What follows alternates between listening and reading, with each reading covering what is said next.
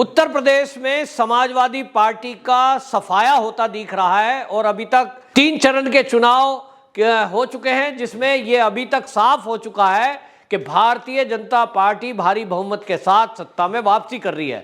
लेकिन अभी चौथा चरण और 5वां, छठा, 7वां यानी अभी 4 चरण का चुनाव अभी और होना है। लेकिन विपक्ष की बौखलाहट सामने आती जा रही है।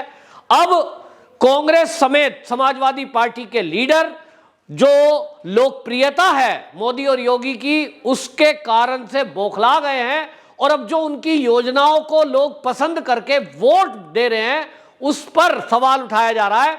स्वामी प्रसाद मौर्य ने मोदी जी की उस बात को जो उन्होंने मंच से कहा था कि एक अम्मा का फोन आया और उन्होंने कहा कि मैंने आपका नमक खाया है, उसको कोट करते हुए उन्होंने ट्वीट किया और उन्होंने लिखा, माननीय प्रधानमंत्री द्वारा नमक खाने की एवज में वोट मांगना न केवल गरीबों का अपमान है अपितु लोकतंत्र की कीमत भी। क्या उन्हें नहीं मालूम कि वह जो नमक या कुछ भी खाते हैं वह भी देश की जनता की गाढ़ी कमाई ही है। यदि उन्हें नमक की कीमत पता होता तो सरकारी संस्थानों को बेचते नहीं। यह बयान दिया है। सवाल यह है स्वामी प्रसाद मौर्य जी कि देश के प्रधानमंत्री ने या बीजेपी ने जो 2017 के चुनाव के पहले अपना चुनावी घोषणा पत्र जारी किया था, उसमें यह कहा था कि हम गरीबों के कल्याण के लिए फला फला फला योजना लाएंगे। वो खाली राशन की नहीं थी।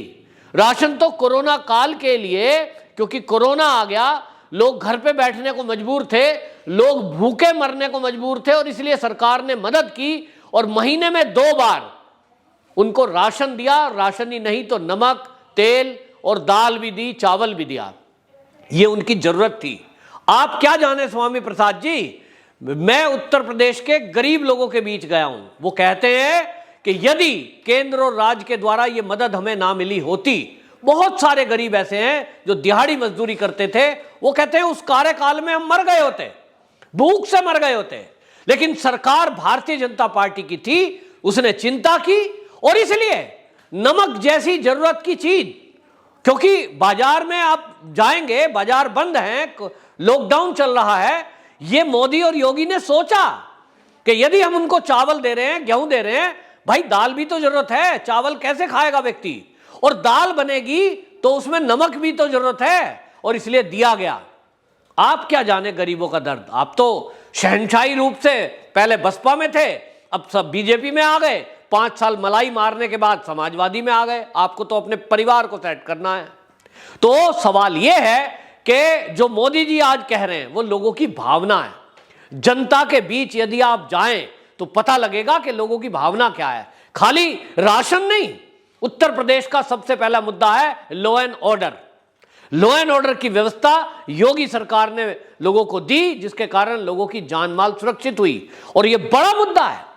राशन तो दूसरा मुद्दा है और सबसे बड़ा मुद्दा लोगों को यह लगता है कि अगर हमारी जान सुरक्षित है, हम दंगों से बच रहे हैं, गुंडों से बच रहे हैं, तो ही यहां हम नौकरी भी कर पाएंगे, कोई दिहाड़ी मजदूरी कर पाएंगे, नहीं तो गुंडे छीन के ले जाएंगे। और इसलिए उत्तर प्रदेश का जो ये चुनाव है, और कोई भी चुनाव हो, वो चुनाव मुद्दों पे लड़ा जाता है। और आज के पहले जो भी सरकारें रही हैं, उन्होंने जो भी वादे किए, चाहे वो कांग्रेस है, चाहे वो समाजवादी है, चाहे वो बसपा थी, उन्होंने घोषणा पत्र में लंबी लंबी बातें की, लेकिन करते कुछ नहीं थे। लेकिन आज पहली बार जो मोदी या योगी ने घोषणा पत्र जारी किया, यानी भारतीय जनता पार्टी ने, यदि उन्होंने कहा कि हम इतने गरीबों को मकान देंगे, तो 45 लाख लोगों को, गरीबों को उत्तर प्रदेश में मकान दिया गया। शौचालय बनाने के लिए पैसा दिया। करोड़ों लोगों को उज्ज्वला गैस के तहत गैस चूल्हा और गैस दी गई। यानी जो वादा किया था वो पूरा किया। आप कह रहे हो कि ये जो है लोकतंत्र के लिए ये ठीक नहीं है, ये लोकतंत्र की कीमत है। तो भैया जो वादे किए थे वो किए, और चुनाव में जब होता है तो चुनाव में आप क्या गिना रहे हैं? आप भी तो यही गिना रहे हैं कि हम ये करेंगे, ये करेंगे, अगर हम सत्ता में आए 300 यूनिट बिजली फ्री देंगे। आपने, आपके जो अखिलेश यादव हैं, जब आप समाजवादी में शामिल हैं, उन्होंने लैपटॉप क्यों बांटा था? वोट के लिए। साइकिल क्यों बांटी थी? वोट के लिए।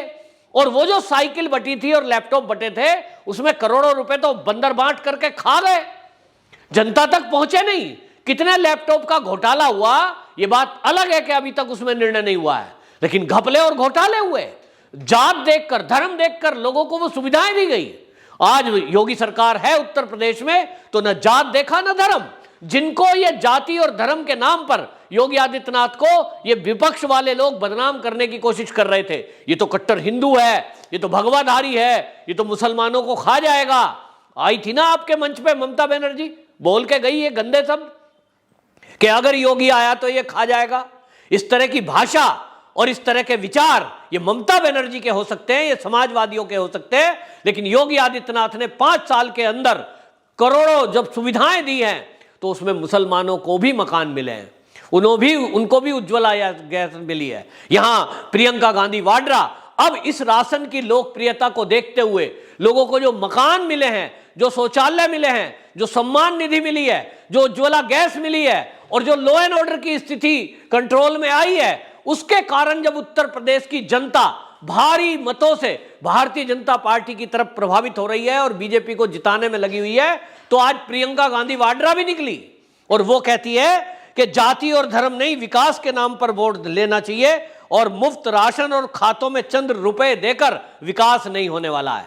तो प्रियंका गांधी वाड्रा जी, आप कांग्रेस के चुनाव, आपकी पार्टी लड़ रही थी पंजाब में, तो आपका मुख्यमंत्री घोषणा कर रहा था कि हम 2000 रुपए महिलाओं के खाते में देंगे अगर हमारी सरकार आ गई।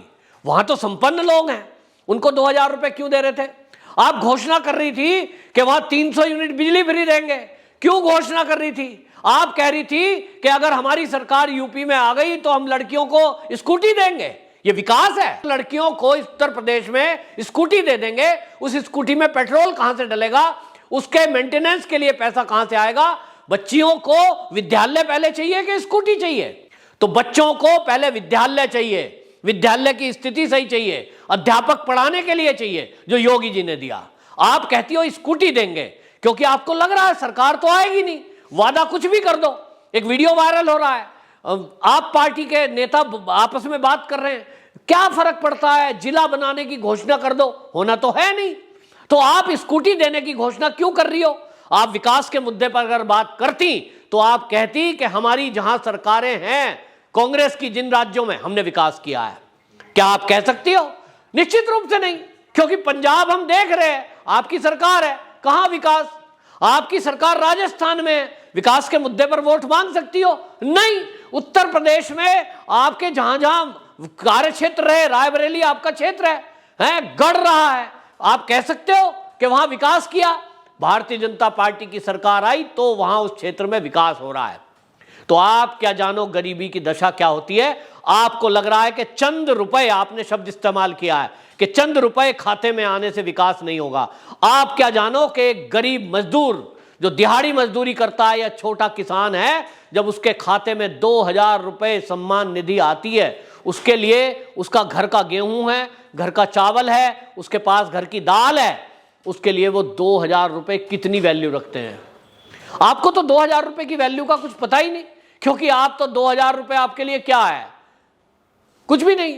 राजसी परिवार में पैदा हुए हो, पले बड़े हो, आपको तो कुछ करना पड़ा ही नहीं, सब पकी पकाई खिचड़ी मिली है आपको। और जनता की गाड़ी कमाई लूट ली सत्ता में आने के बाद, बहुत तरह से जिस तरह से शासन किया। तो गरीबों की चिंता करने वाले और गरीबों की नाम पर वोट मांगकर राजनीति में आने के सपने देखने वाली प्रियंका गांधी वाड्रा हो या स्वामी प्रसाद मौर्य हो या अखिलेश यादव हो, इन लोगों को गरीबी से कोई मतलब नहीं है। और स्वामी प्रसाद मौर्य तो बोलने लायक नहीं है कि उन्होंने ये तीसरी पार्टी बदली है। बसपा में थे तो दलितों के नाम पर वोट मांग रहे थे, बीजेपी में थे तो भी आप अपने को दलितों का नेता बता रहे थे और तब अखिलेश को गाली दे रहे थे। तब आप कह रहे थे अखिलेश जो यादव है वो गुंडे और अपराधी और आतंकवादियों के बल पर सत्ता में आता है। और आज आप समाजवादी पार्टी में आ गए तो अब आपको विकास याद आ रहा है, जो विकास कभी भी समाजवादियों ने किया ही नहीं, केवल अपने खाते भरे। तो आप बोलने लायक नहीं है, क्योंकि आपने केवल जाति की राजनीति की और एक आप जीत कर आने वाले नहीं, क्योंकि जाति की राजनीति बहुत हो गई। अब लोग कहते हैं कि हमको केवल एक नारे पर विश्वास है, वो है सबका साथ, सबका विकास, सबका विश्वास। और इसीलिए ये सारा विपक्ष बौखला रहा है। अब इनको याद आ रहा है कि राशन देने से लोगों की भावना भी जुड़ गई है, क्योंकि लोग कहते हैं भाई बीजेपी का नमक खाया है। आप कहते हो ये बीजेपी का नहीं है, ये टैक्स पेयर का है। लेकिन टैक्स तो पहले से देते आए हैं। जब से देश आजाद हुआ बहुत लोग टैक्स देते आए। क्या उस टैक्स के पैसे से जो गरीबों की योजना गरीबों तक पहुंचनी चाहिए थी वो पहुंची? निश्चित रूप से नहीं।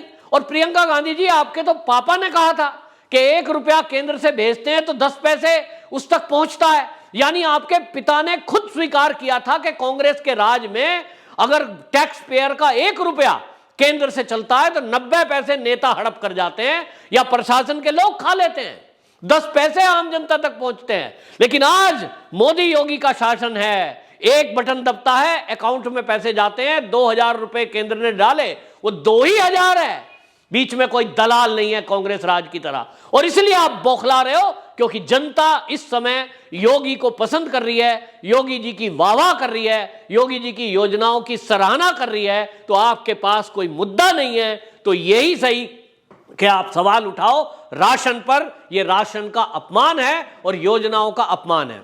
वंदे मातरम।